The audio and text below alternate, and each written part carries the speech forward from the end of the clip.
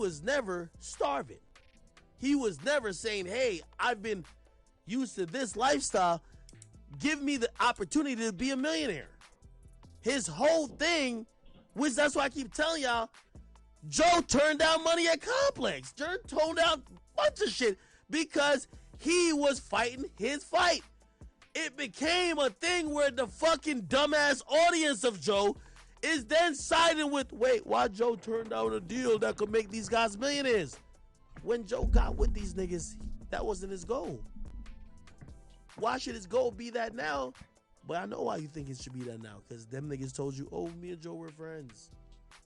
So now it looks weird. Why you turn down the fact that your friends could be millionaires? He talking that Joe talk, man. Living in. Put it like this. Allegedly, Joe was asking Spotify for $100 million. Allegedly, they may have offered him $30 million. Mm-hmm. If they offered $30 million, let's just be very clear.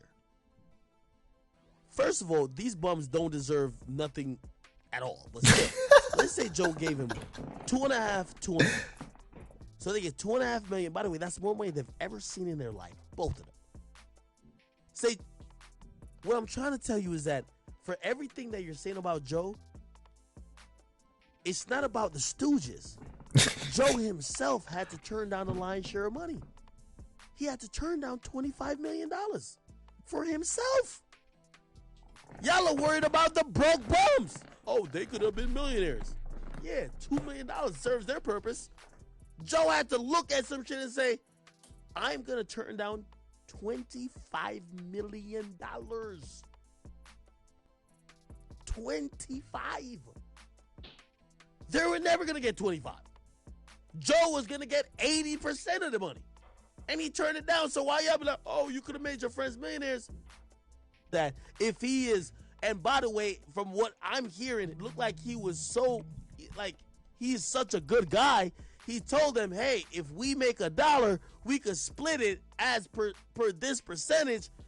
Don't mean y'all own shit. He's saying that we will split the profits if we get a profit, but y'all don't own it. Y'all don't own it. Why are y'all trying to tell him what he could do with his own product if y'all don't own it? Y'all niggas don't own it. Y'all can't say shit if With you don't an own audience.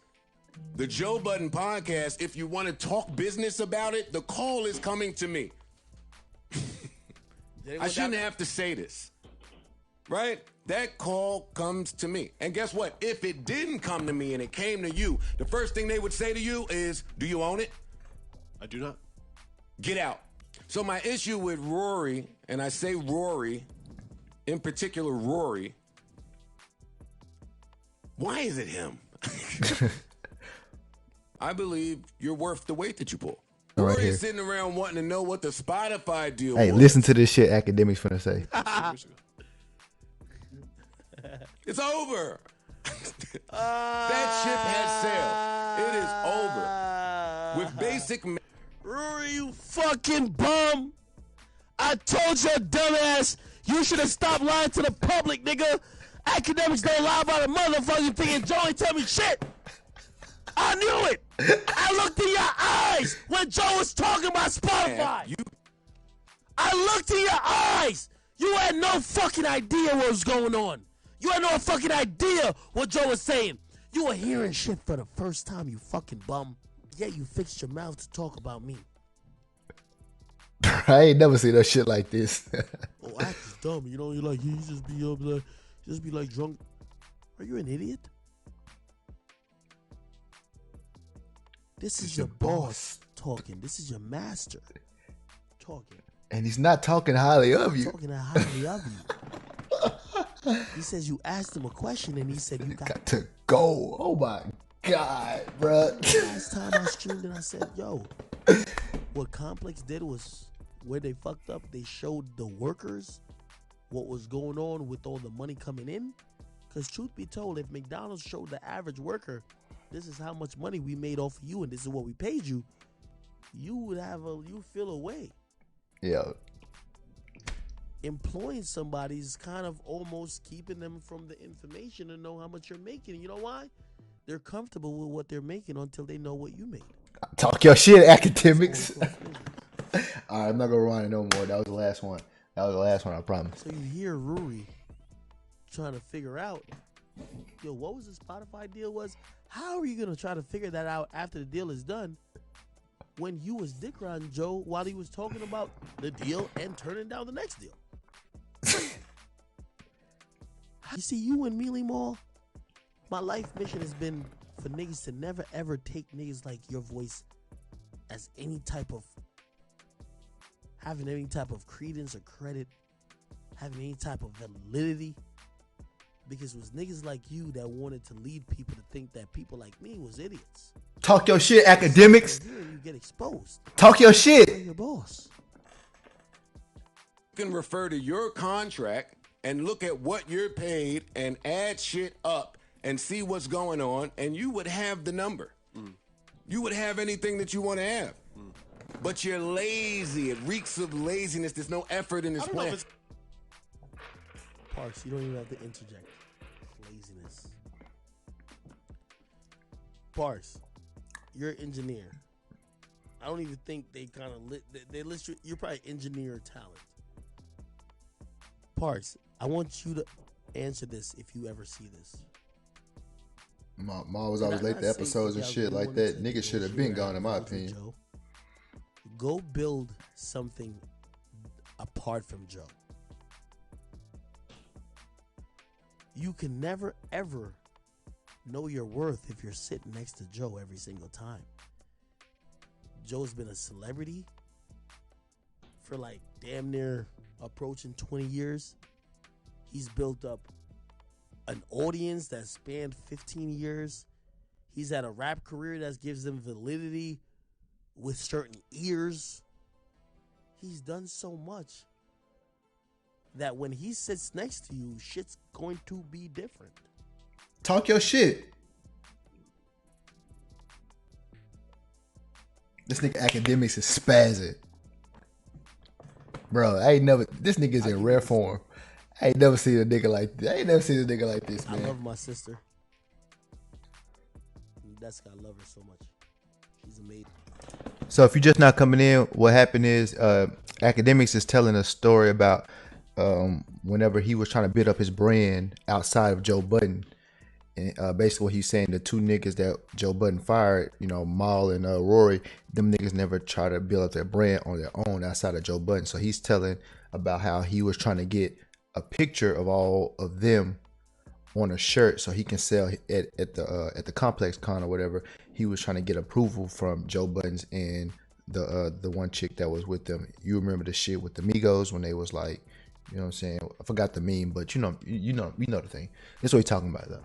And by the way, Joe, you know, I'm just not a liar, so I know sometimes y'all don't tell exact shit. Bro, I give it all up, bro. I'm sorry. Joe says to me off top, and I believe these are the numbers. Joe says, "Act, you sell a fucking shirt with my face on it." Now, keep in mind, at that point, I'm thinking, oh, well, everything's cool. 33%. I'll give everybody like a third cut. Joe says, "Act, you sell a shirt with my face on it, I want 45%. And I'm like, whoa. And I remember I'm like, what the fuck? Now my ego kicks in. I know not only is he thinking about the moment and how he was instrumental in it, shit, I was a fucking viral meme too. But then I'm thinking, wait, Joe, if you considering it because you're Joe Budden, nigga, I'm academics. So I meet him at the same level. I'm like, if you want that, I want that. We either gonna have to both come down or what? And let me salute to my sister Nadeska. So what he's saying is him and Joe Budden both allowed me and Joe to get the same percentage. Thought they were equal in what they brought, the value that they brought to the thing. So but that was one of the he took 45, she took 45, and then the chick, she took like 10 or whatever was left. It was not 33%. He could have that thought. I could have my own thought. We were either going to figure it out or not figure it out. For that particular time where we were selling merch, or I was trying to sell merch, Nadeska split the difference and said, "I really don't care. You know, it's cool. Like I'll take whatever the little is in the middle." I love her so much. I say that to say if you believe the Joe Budden podcast is going to be 33, 33, 33. No, nigga. Two Stooges. No. When he came on Everyday Struggle with me, and I would argue, the majority of the audience, at first at least, they grew in love with Joe, I'll be honest. And Joe saw himself as, hey, I'm a guy with a name. If Billboard's writing about us, they're using Joe as the headline. When they're talking about Everyday Struggle, they're constantly chronicling my history in the game. I don't feel we're on equal standing. This is business, people. He talking that shit, man. I can't fault that man at all. On God. At the time I was sticking to my guns. I said, nah, y'all see how much people I'm bringing here? What's up? The desk has split the difference. Now, that was Everyday Struggle. Imagine Joe with the two niggas who are only known because of him. On God, that shit even Joe worse. Looks at them and says, nah, you deserve a quarter. Y'all are only known because of Joe. Y'all are only known because of Joe. These are uncomfortable conversations that fans Facts. of that podcast don't want to talk about. Facts. Because they just feel like Joe should be a great friend. Hey, he's your friend. Why don't you just split everything? It's not the truth. I can imagine why it was called a Joe Budden podcast. You know why? Nobody knows Rory and Mealy Mo in the grand scheme of things. Okay? It's laziness or they are either being ill-advised or advising ill.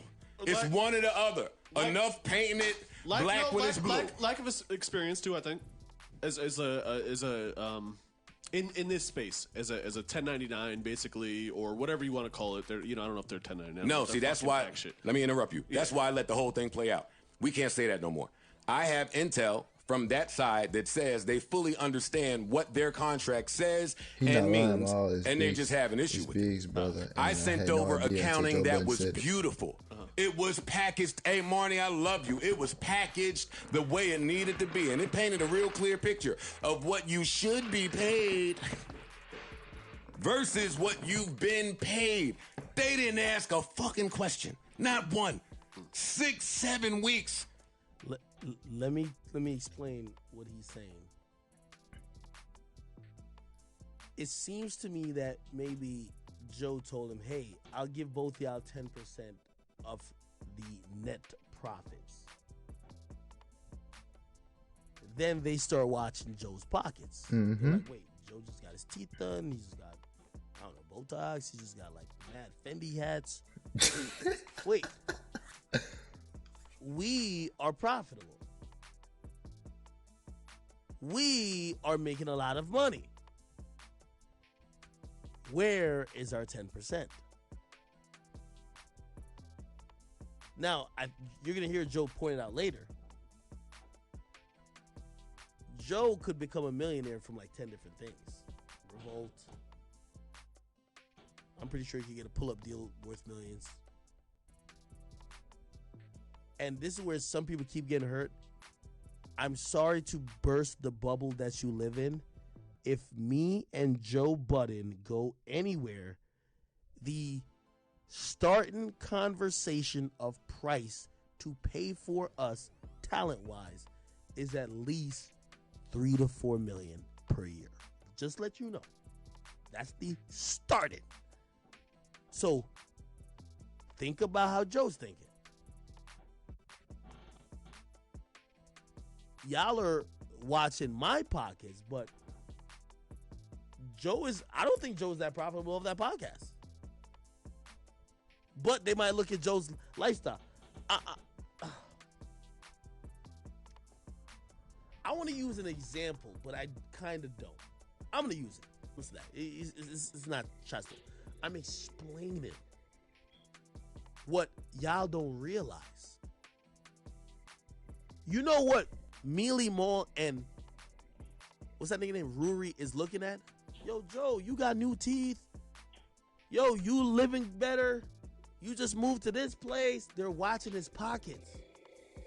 Here's the thing, and this is what I was trying to say. Joe Ben told him, though, publicly, I'm making more money from everything besides the podcast. I'm making millions from Love and Hip Hop. I'm making millions from motherfucking going to do this thing with the pull-up. I'm making money everywhere else. Unfortunately, when people feel like they have completely contributed to what you have done, they start thinking that, well, I'm the reason why you're doing that. Yep. Fucked up. The state of the culture check that Joe Budden gets. Do you think that he needs to answer to Rory about why he got extra hundreds of thousands or millions? Fuck no. Do you think he needs to answer why Mona Scott hit him up for Love and Hip Hop and she paid him millions of dollars potentially? You think he got an answer to Rory? Well, let me tell you, that's what they're asking. What these bums are talking about in terms of auditing, they're thinking Joe is hiding money from them because of Joe's lifestyle. It's like he got money other places. Been a celebrity before he knew these niggas. And he's getting money with or without them. And that's what nobody actually says to them niggas. The reason why Joe is being offered $500,000 or whatever, I would argue because people saw how culture changing his appearance was on Everyday Struggle was. More than even a podcast. But even then, he's doing work somewhere else. I'm probably going over a lot of y'all heads, but it's okay. Rory came in here and said I sent him a text at LaGuardia Airport. Yeah, I did, but why, Rory? Because there was a really uncomfortable conversation had when I wasn't present between you, Maul, and people that work for my network. Is anybody offended in here when I say that? No. Work for, work with, dice it up how you want. We together is gang. I'm paid well. I don't give a fuck. Smoking on that Worry Pack tonight. So are they. Oh, God. So are they. So when you audit, let me talk to the audience. When you audit, right, it's because you think something's off. Mm-hmm. It's because you think something is wrong. Mm-hmm. If they know what the contracts say and they know that they overpaid and they are doing math and doing all the shit you need to do, then what do you think is wrong? Because that's the problem when you shake the tree. They're watching Joe's lifestyle. Pocket watching. Joe's on motherfucking Clubhouse talking about he's tricking on bitches. That's Joe's thing. I think he likes tricking. It seems to me. I don't know. They watch Joe rocking designer clothes. They watch Joe going on vacation. And they forget about the fact that you're only helping with a podcast. They start thinking, wait, how much money does Joe really have? And why don't we have a part of that? You got to be cool with whatever you find. And what happened was... Joe, I'm going to tell you what happened. Joe be talking in like circles. Joe showed him the books to say, we're not making as nearly as much money as you think we are. Despite y'all looking at my lifestyle, Joe is always going to be rich because Joe is a household name. They didn't want to accept that. Problems. I went and did that accounting. Academics is spazzing. And my resentment grew and grew and grew. I got angrier and angrier. Because the story that it paints... Oh, my God. If Joe's about money, I'd have got rid of these niggas ages ago. I'm a lot richer without him. Holy! Rory, if you ain't hear that, I won't even play it again. Yo. He said if he was about his Skrilla, his bread, his guap, he would have got rid of your bum ass a long time ago. You know why? Because you niggas don't bring in shit. Is that sociopathic? Let me explain that to you. You're a liability, not an asset. So when you was dick sucking and dick riding and talking about you are this and you are that, and I remember you talking and sending sneak disses at Gilly's podcast and other people, they'd be like, yo, some of you dudes better take the deal they offer you because some of y'all ain't really talented like that. Listen here, you dweeb. Joe Budden, your boss, your daddy, just told you you were losing him money. Go off there, academics. Richer without you. You fucking bum. Yo, go off there, yo. I'm going to make sure you go back on every single time You talk down on another fucking creator, acting like you hadn't figured it out, but you were hating. And you eat your words. Yo, spaz it. When Joe is saying that he'd be much richer without this nigga, Ruri, it's to tell you that he's a liability. Not an asset, he's a liability. Damn. Joe is glad he got him off the books. Listen. So I'm watching people who are saying, yo, they built this with Joe, they built that with Joe. Is it because you are hypnotized by these two dudes and you like them? Because here's the thing. I always said this, and this went into my whole soliloquy about why these dudes were irrelevant. I said, if Joe Budden gets on camera, but by the way, let me just start off. Rip. These dudes have never proved their worth without Joe Budden not sitting next to him. How do you know your worth? How do you know your worth?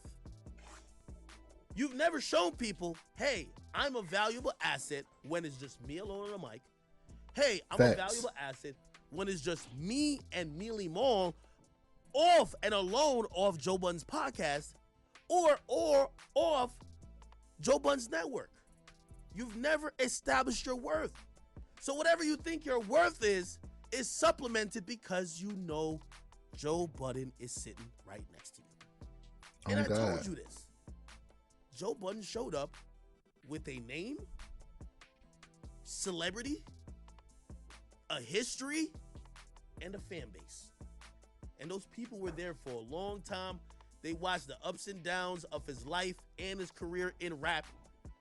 And then eventually they landed on a podcast. But let's just be very clear. They're watching Joe and whoever. These dudes became just names off of Joe Budden literally having an audience and continuing and building what he got going on. They brought nothing to the table. I try to give him advice. Y'all should start a podcast outside of Joe. Y'all should do this outside of Joe. Y'all should establish some worth outside of Joe. And y'all gonna see, Joe said exactly, y'all think Joe told me everything because I'm not an idiot. I could have seen it a mile away. Everything I'm saying, if you couldn't have predicted this, you're either a dick rider or you're dumb. It doesn't take much business sense. Everything. They have no leverage and they're negotiating with Joe. They're hoping Joe's own fans turns on him for them. The smartest thing Joe could have done. And by the way, Joe, I'm going to tell you this right now. Always having an auxiliary podcast. Always bringing guests. Even the new dudes. No disrespect to them. Every couple of weeks, bring two other new dudes around. You know why? Everybody eventually feels themselves. They negate the fact that the reason why when they go out and they get recognized is because they're on a platform that you built. He said it, they're lazy. He offered, yo, go build a YouTube. Lazy. Lazy. Imagine a nigga thinking he's an owner of a product. And this is what I was saying. I was talking about hiring a bit when I really broke them niggas down. And I said, this is what you're missing with Joe. Y'all are talking about these dudes deserve this. But they're only clocking in like workers. They're showing up and they're leaving. Y'all want to know how I knew that? Well, I know, well, I didn't say it, but I know now. I knew Joe knew that them niggas was probably not going to show up. You know why I knew? In Joe's vacation, he planned basically a media, it's a media tour. I think he got one of the new niggas doing some AMA. That's a rollout. So I already conditioned, I'm like, yo, Joe is knowing that them niggas might not come back. But here's the thing. For all the people who have this little fucked up little thinking, this nigga, Joe is doing interviews. He's trying to manage a network. He's doing, yo, the work is not showing up 2 hours and doing a podcast or 3 hours. It's not, that's not the work. If you're an entrepreneur and you think the work is only showing up at the time, you're not an entrepreneur. The majority of the work is before that. If you think the work is just me getting on stream, You don't know about anything about running a business. Oh God. If you think the work is just, oh, here's a couple YouTube videos, you don't know anything about running a business. Oh God, bro. This nigga The academics people talking who this shit. work for me have the luxury of only doing what I employ them to do. For me, I got to promote, cross-promote. Okay, cool. So that might entail all of marketing. All right, so what are we going to do? Let's try to get some partnerships. Let's entertain these deals. Okay, cool. While you kicking at home on this weekend, they need me to fly out to LA to entertain some type of conversation that could better what I got going on. You think I'm going to do all that work behind the scenes? Also, I'm paying out of pocket. And the nigga who only shows up when he's contracted to show up is going to then tell me that he owns a part of what I got? Are you fucking stupid? Oh God, this nigga spazzing, yo. What the fuck? Joe didn't have to tell me shit. Bro. It was obvious. They put themselves in that position. And y'all can say all y'all want about, oh, well, yo, Joe's acting like how Spotify act. You want me to tell you the big difference between that?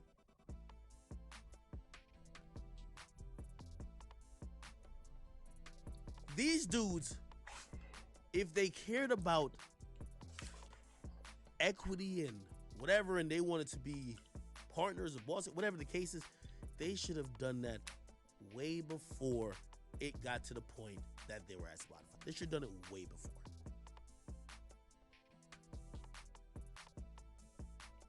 And by the way, I have some blame for Joe. I think Joe allowed them niggas. And by the way, Joe, this is all your fault. Never allow. This is Joe Budden platform. You shouldn't allow people to speak on your platform like they're bosses like you. So, because once the audience believed that, they felt entitled to start requesting shit like they were bosses from you.